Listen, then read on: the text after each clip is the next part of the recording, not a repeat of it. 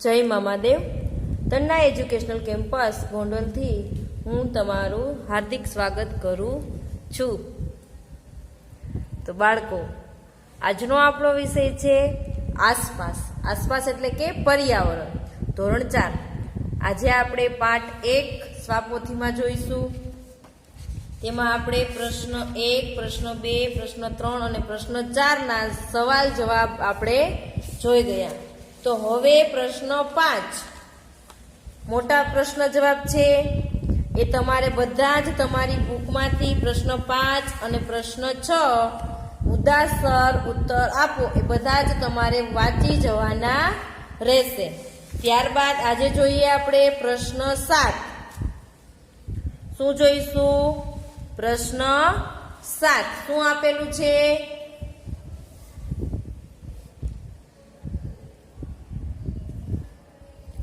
તો કે યોગ્ય રીતે જોડકા જોડો। તો નીચે અહીં આપણને વિભાગ A, વિભાગ 2 આપેલા છે। હવે વિભાગ A માંથી એનો વિભાગ B માં સાચો જવાબ છે, પણ એ બધા જ જવાબ કેવા છે? આડા અવળા છે। તો આપણે સાચો જવાબ કયો છે એ આપણે અંક લખવાનો રહેશે। તો ચલો આપણે જોઈએ સ્ટીમર। વિભાગ A માં સ્ટીમર છે, પછી પુલ છે, ઉડન ખટોલા છે, પછી હોડી છે। વિભાગ B માં છે 2 ડુંગર વચ્ચેની ખીણ પસાર કરવા માટે, પાણી ભરાયેલા વિસ્તારોમાં અવરજવર કરવા માટે, સમુદ્ર માર્ગે સલામતીની હેરફેર કરવા માટે, નદી પરથી વાહનોની અવરજવર કરવા માટે। તો પેલું શું આવે છે? સ્ટીમરમાં કેવી રીતના તમે જઈ શકો છો? તો કે સમુદ્ર માર્ગે માલ સામાનની હેરફેર માટે। તો આપણે એના જવાબમાં અહીં લખીશું ક। ત્યારબાદ પુલ। તો પુલ છે એમાં કેવી રીતે તમે જઈ શકશો? તો કે નદી પરથી વાહનોની અવર જવર કરવા માટે। પછી ઉડન ખટોલા। ઉડન ખટોલામાં કેવી રીતે જાઓ છો તમે? તો કે 2 ડુંગર વચ્ચેની ખીણ પસાર કરવા માટે। પછી આવે છે હોડી। તો હોડીમાં કેવી રીતે જઈ શકો? તો કે પાણી ભરાયેલા વિસ્તારોમાં અવર જવર કરવા માટે આપણે હોડીનો ઉપયોગ કરીએ છીએ। તો અહીં લખીશું આપણે બ। ત્યારબાદ 8મો પ્રશ્ન છે સિમેન્ટના પુલ અને વાંસના પુલ વચ્ચેનો તફાવત શું છે? તો બાળકો, આપણને બધાને ખ્યાલ છે, પાઠ સમજી ગયા। સિમેન્ટનો પુલ છે કેવી રીતે બનાવવામાં આવેલો હતો, અને વાંસનો પુલ છે કેવી રીતે બનાવવામાં આવેલો હતો। તો વાંસના પુલમાં ખાસિયત કઈ છે અને સિમેન્ટના પુલની ખાસિયત કઈ છે એ આપણે નીચે લખીશું। પહેલા 1 કરીશું। તો કે સિમેન્ટનો પુલ કેવી રીતે બનાવો છો? તો કે સિમેન્ટ અને લોખંડથી બનાવેલો હોય છે સિમેન્ટનો પુલ। તો લખો સિમેન્ટ,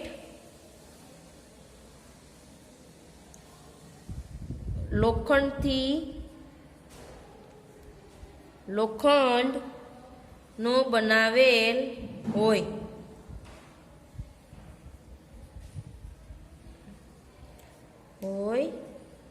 છે। તો સામે વાંસનો પુલ કેવી રીતે બનાવાય છે બાળકો? તો કે વાંસના થાંભલાથી બનાવવામાં આવેલો હોય છે। તો એમાં પણ 1 કરીશું। વાંસના થાંભલાથી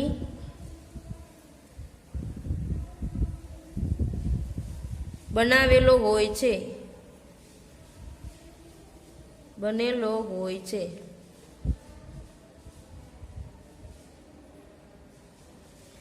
પછી બીજું, તો કે સિમેન્ટનો પુલ ટકાઉમાં કેવો હોય છે? તો કે એ મજબૂત હોય છે। તો લખો મજબૂત હોય છે। અને વાંસનો પુલ છે ટકાઉમાં કેવો હોય છે બાળકો? તો કે થોડો એવો તકલાદી હોય છે। કેવો હોય છે? તો કે તકલાદી હોય છે।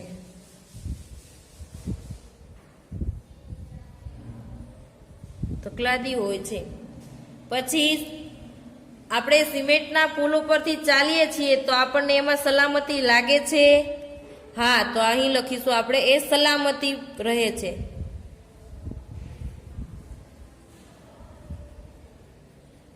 સલામતી ભરેલો હોય છે.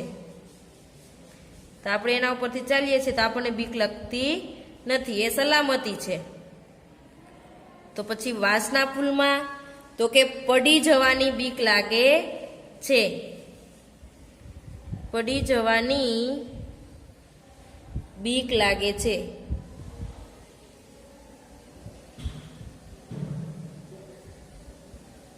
પછી ચોથો પોઈન્ટ છે, સિમેન્ટના પુલ ઉપરથી આપણે સહેલાઈથી પસાર થઈ શકીએ છીએ. સિમેન્ટના પુલ ઉપરથી આપણે શું કરીએ છીએ તો કે સહેલાઈથી પસાર થઈ શકીએ છીએ. સહેલાઈથી પસાર કરી શકાય છે. અને વાંસના પુલમાં તો કે વધુ પડતી શું લેવી પડે તો કાળજી લેવી પડે છે. શું લેવું પડે તો કે કાળજી લેવી પડે. વધુ પડતી કાળજી લેવી પડે.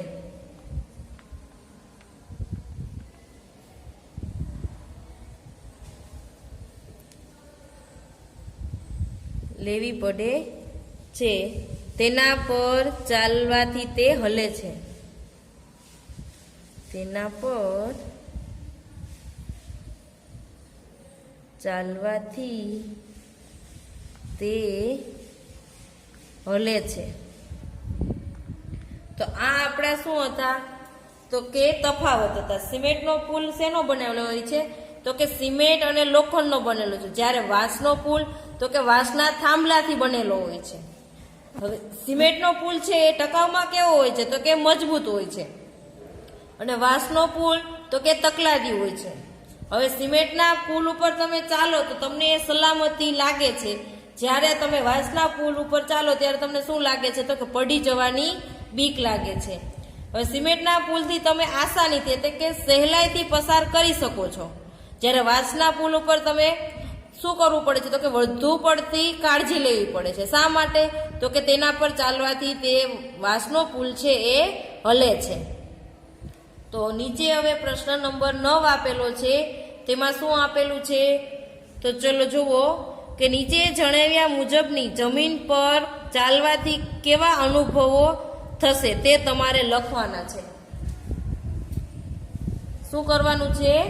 લખવાનું છે. તો એમાં પહેલું છે સીધા, નરમ અને સુવાળા મેદાન. સીધા અને સુવાળા નરમ મેદાન ઉપર ચાલવાથી તમને કેવો આનંદ આવે છે તો ચલો આવા મેદાન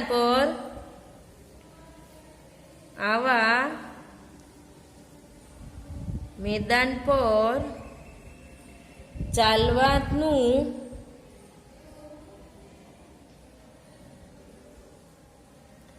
ખૂબ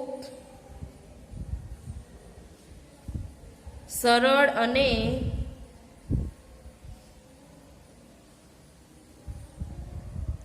સારું લાગે છે. સારું લાગે છે. પછી બીજું છે તો કાંટાઓથી છવાયેલા મેદાન. તો કે કાંટાઓથી છવાયેલા મેદાન પર ચાલવાથી કેવું લાગે છે તો ચલો લખો આવા મેદાન પર ચાલવું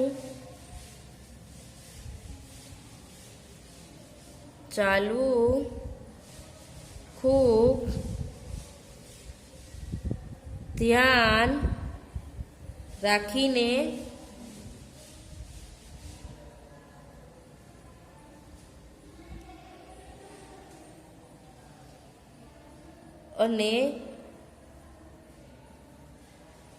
અને ચાલવાનું છે એ કઠિન લાગે છે. કેવું લાગે છે?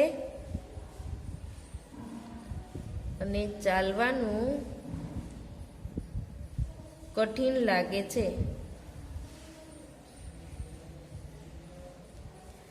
ત્યારબાદ ત્રીજું છે રસ્તો પથરાળ અને આડો અવળો હોય ત્યારે. તો કે આવા રસ્તા પર ચાલવું કેવું લાગે છે? આવા રસ્તા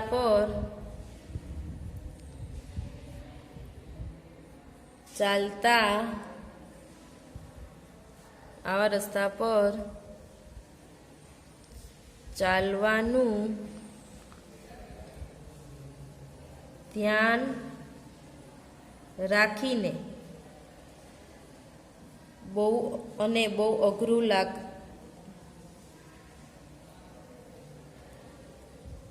રાખીને ચાલતા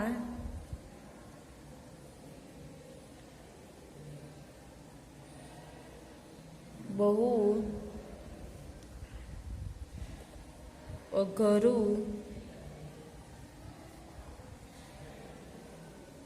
લાગતું નથી.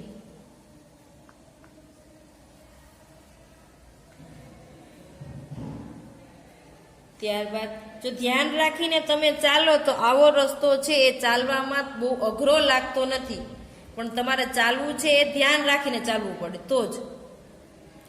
ત્યારબાદ ચોથું છે રેતીના રણમાં જ્યારે રેતી ગરમ હોય ત્યારે. તો કે રેતી ગરમ હોય ત્યારે ચાલવું કેવી રીતે? તો કે સંભાળીને ચાલવું જોઈએ.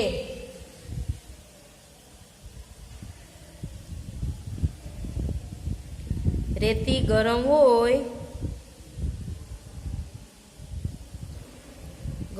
હોય તેથી દાઝી જવાય છે.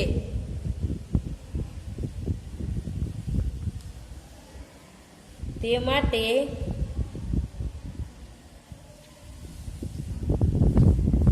પગમાં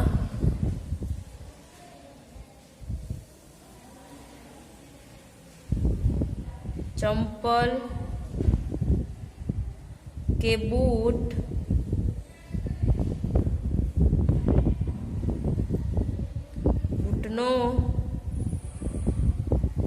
ઉપયોગ કરીને ચાલવું જોઈએ.